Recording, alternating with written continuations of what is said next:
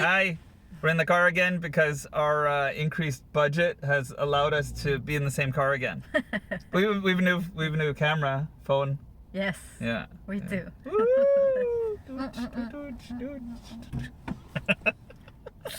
This pedestrian just walked by and stared at us. That's right. It's Okay, so we're live on location in a parking space. We wanted to talk about something that we have in common that's not very glamorous or convenient is that we, because of childhood trauma, tend towards controlling and perfectionism, which suck utterly.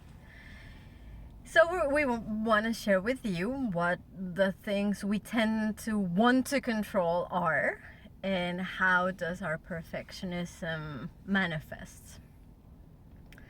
I can begin by saying that today, so our youngest kid, who's 2.5, is currently at home, unable to go to school because she's a bit of a cold.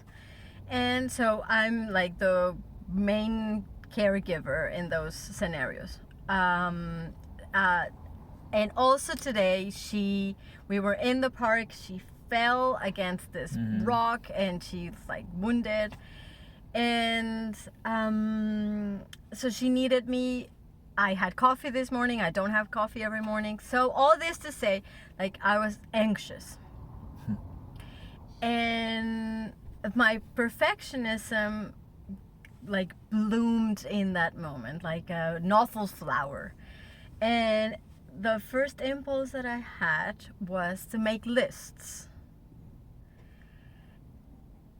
The list thing is very interesting to me because it's both the control and the perfectionism. I want every single element of my life to be well, to go perfectly fine. So, okay, what was the list? Like the list about what you could do so that wouldn't happen? So I make lists about activities that our children need for their physical, emotional, and brain development. List on activities that we can do on date night. List of exercises that I can do to strengthen certain muscles.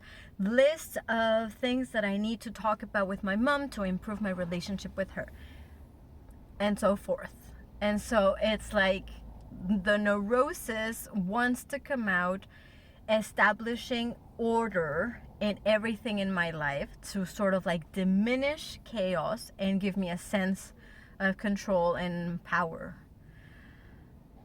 Yeah, your turn. Wow. Okay. I was gonna say when we're in the car, we should when we move a lot like this, the camera starts moving also. All right. I was thinking about a totally different aspect to this actually, so maybe we'll like merge the two of them. Mm-hmm. So I was thinking of the aspect of us telling each other what to do all day long, and that element of control. I think it's about the same thing. You know, I once had a therapist say to me that if you grow up in an environment of chaos as an adult, very often you become what would be called a control freak, and you try to create internal peace by trying to have stability and predictability in the external, which of course doesn't happen and you just become neurotic.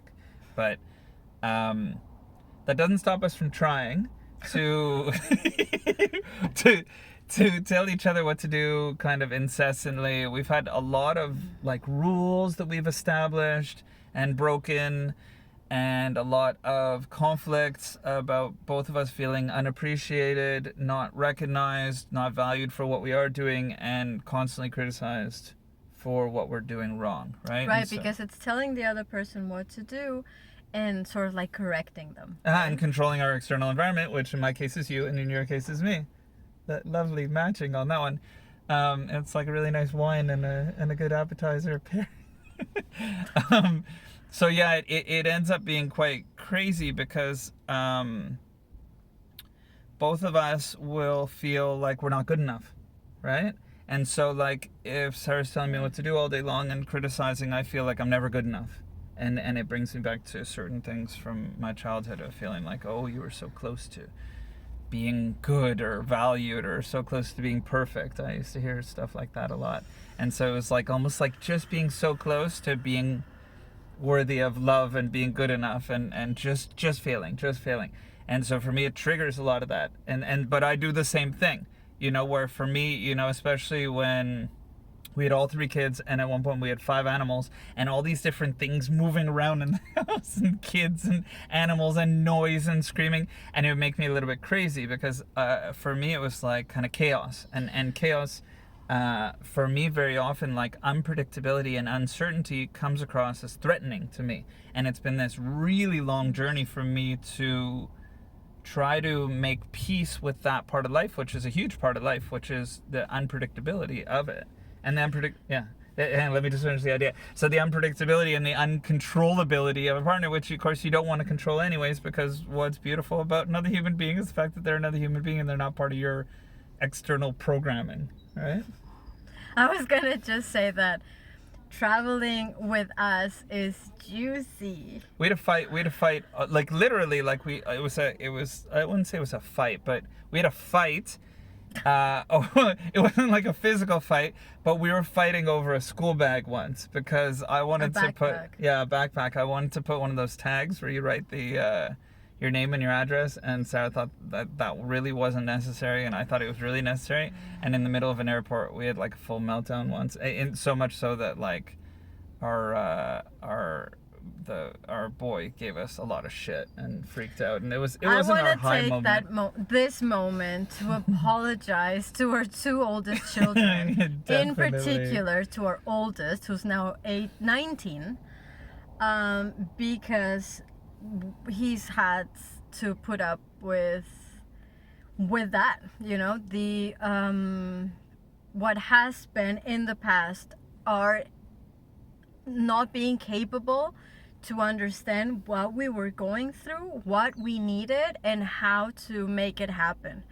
Because now I understand that traveling in itself is stressful, like everything you need to gather and put together so that you have what you need, and like especially when it's like internationally, all the papers, and so that in itself is stressful.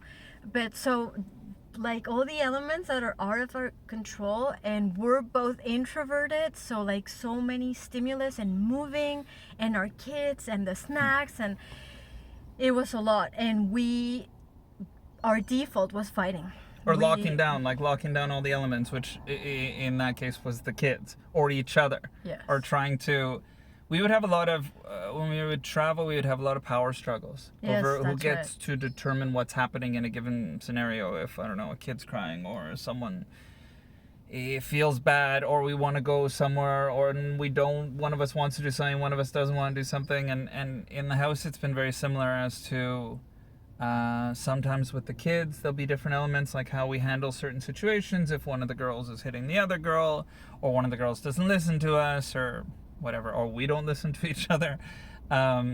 There's this thing about, sharing, a complete sharing of power in the house, right? And so we're kind of like the king and the queen, right? Although if the king and the queen were both equally empowered, right?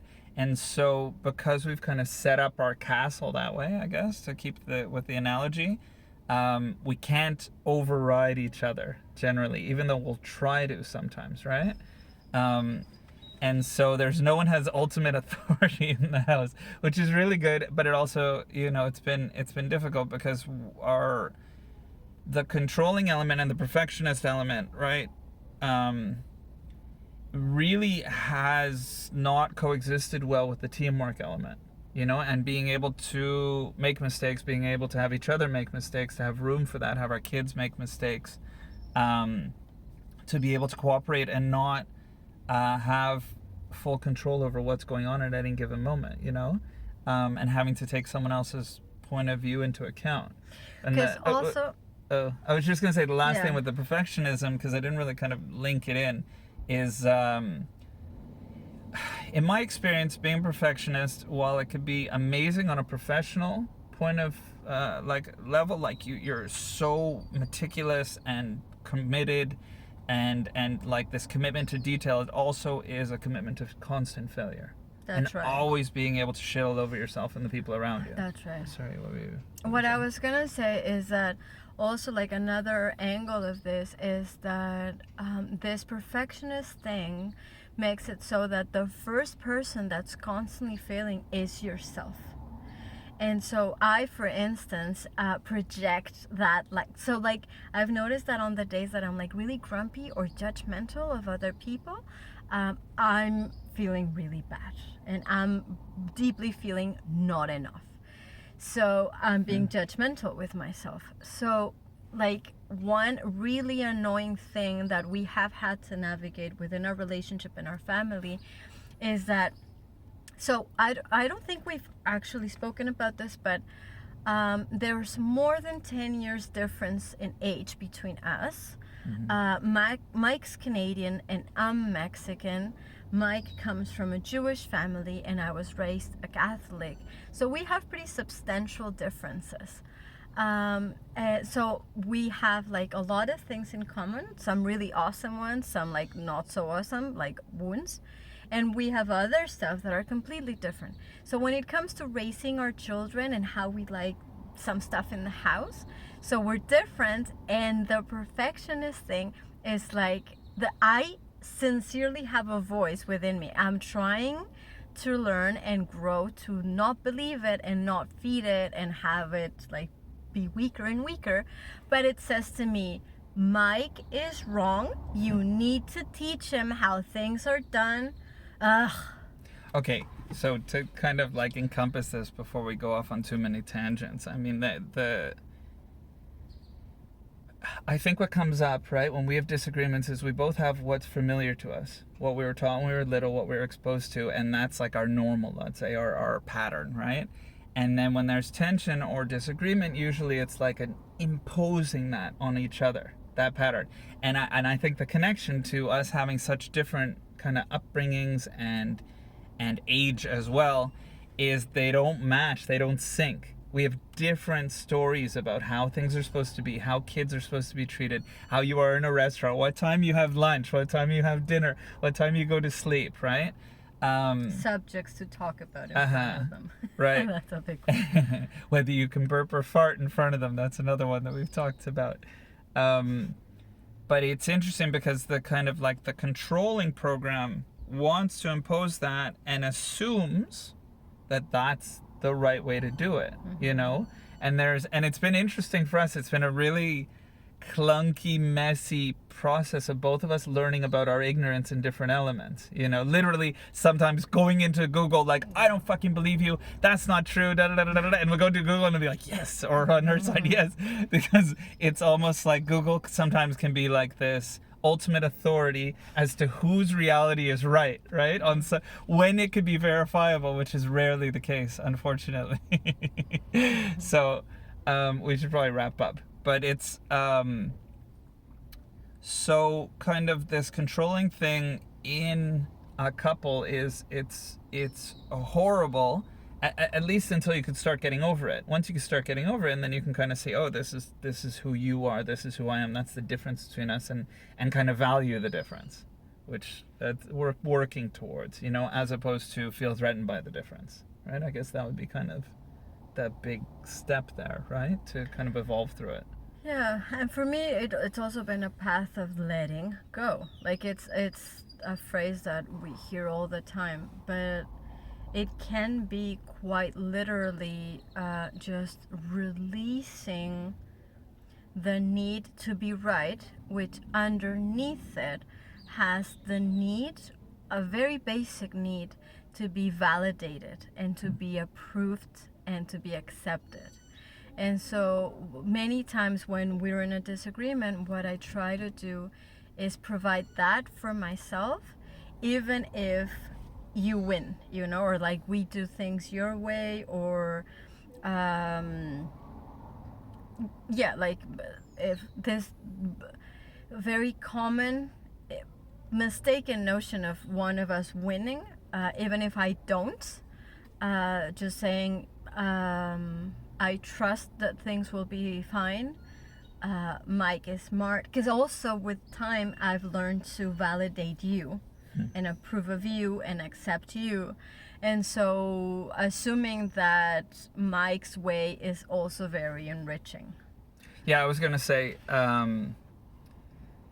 the idea that you're valid for me, you know, and that you have a valid viewpoint, even if it's usually wrong. But it's valid because you believe it, right? And we want you to at least believe it until you get taught that it's wrong, and then you can have my viewpoint, and then we can both be happy, I think. But yeah, this idea that